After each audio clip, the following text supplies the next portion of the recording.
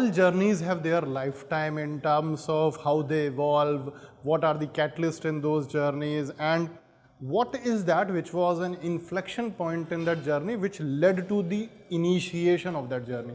So let me start with this journey, which is essentially, I called it a cashless journey. But then how does this journey start? The journey started essentially on somewhere in January or February 2016. One of the gentlemen at IIT Bombay, wherein I was taking that lecture, he asked a question and I gave an answer which was a very, very theoretical answer. As that answer did not satisfy me as an individual, while it satisfied the listener per se, I was not happy with my answer. And therefore it led for me to experiment with that, why not let me try living without cash for some time. And as I started doing that, the first piece of experiment essentially I did in Singapore, wherein when I decided to travel to Singapore, I decided not to carry cash. I was there for 6-7 days and I could manage it perfectly well. When I came back to India, I wrote about it, and I wrote in parts about the fintech environment in Singapore. And when I wrote and that article was picked up by a lot of people, they said that, okay, living in Singapore without cash is an easy thing to do because you have so many support mechanisms, you have POS penetration, you have acquiring infrastructure and everything is there. But will you be in a position to do it in India? And there were enough and more people who said that it's not possible. So then I thought that, okay, let me try this and let me live without cash for a week's time. And that's how essentially the cashless journey started. What is it in a nutshell? In a nutshell, it is essentially a journey wherein I try to experiment, reach out to different type of people. It involved reaching out to a auto wala, to a sabji vendor, to retail outlets in Bombay, in Chennai, in Bangalore, in Pune, in different cities. I traveled on this to Bangladesh, to Sweden, to Berlin and many more places, and trying to meet up with those people, trying to understand that what actually goes behind in terms of an idea of living without cash. Now, why is it important? The reason why it is important is that if we are looking forward to creation of an India, which is going to be fintech-led India, wherein fintech will act as a catalyst towards availability of financial services to n number of people, for that thing to happen, it is extremely important that people start adopting to various modes of technology. And for that thing to happen, you need to first understand, boss, customer chahta kya hai? Because if you don't know that what the customer requires and what is his demand, you will not be able to understand and appreciate what the product you are building. So therefore, for me, it was like this, that experimenting on ground and learning from ground and taking those learnings to my customers so that I'm in a better position to help them understand, appreciate what those things are. My maid, I live in Powai area in Bombay, and my house help, it took us almost 3 months to convince the house help that, okay, why don't you start receiving your salary in cash, in bank account rather than in cash. And we had to convince her, we had to convince her husband, her father, and a few more people. And then when we did the first transaction, it was my wife who took her to the ATM counter and helped her withdraw cash. Now, she made an extremely interesting statement, and frankly, it stays with me till date. She said, I live just 200 meters from this ATM, but it took me 27 years to come to this ATM.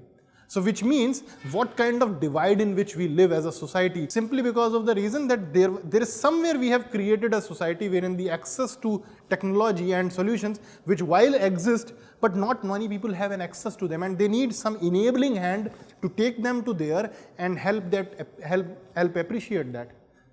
So that means, to me, it was a learning to say that you will need that learning hand or helping hand to be able to, from India to Bharat, to be able to bring them together. The second interesting learning I had was in Nasik, and it was about aspirational India. So that learning was with an auto wala in Nasik, and that auto wala was essentially working on Jugnu Auto. So Jugnu is an app which allows for accessing an auto via the app. I asked him that, why did you do that? So he said in his in native language, which is Marathi, he said, boss, since the day Uber and Ola have come to market, my business has taken a hit, and it has continued to do so. However, when Jugnu came to the market, I thought that this is an additional way for me to make money.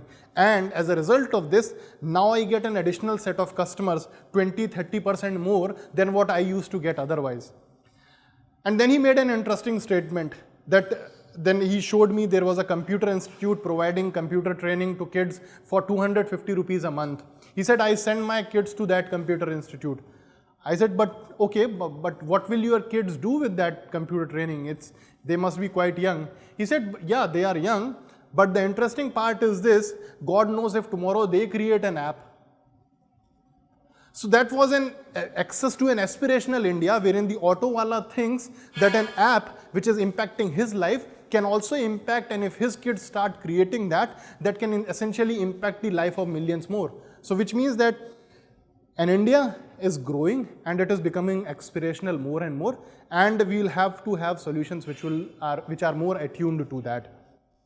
Similarly, these learnings kept on happening. I kept on documenting those learnings.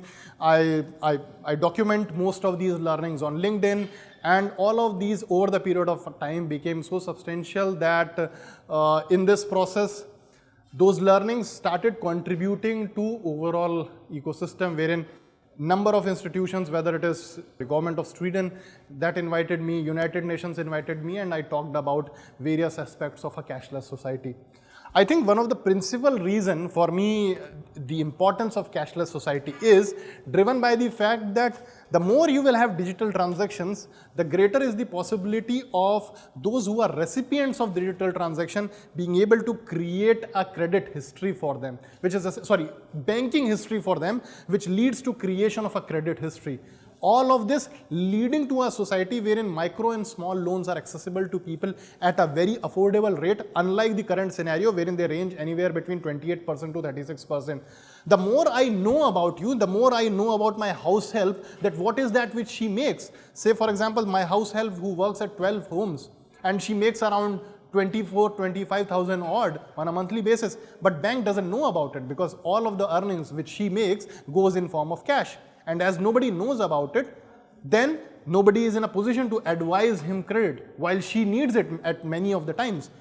Now, if all of us who provide her with the salary, if we start depositing her salary into her bank account, it provides for creation of a banking history for us, for her, which over the period of time can lead to creation of a banking history, credit history, and as a result of that, it enables and it helps her to access credit at a cheaper rate. So the way I look at it in totality is this, that cashless journey is all about identifying the consumer behavior, consumer use cases, and making them public in form of an evangelist so that it enables many more in the value chain, and therefore it enables those fintechs who are out there in terms of creating those solutions for the last mile to have a clear idea that if I am into the lending space or if I am into the credit space, what credit behavior I am expecting, how I can build more credit behavior. If I am into payment space, how I can help in terms of building transaction history. If I am into a merchant acquiring base, what is that which a merchant asks as a question. Most of the times we end up asking wrong questions because we don't know the consumer.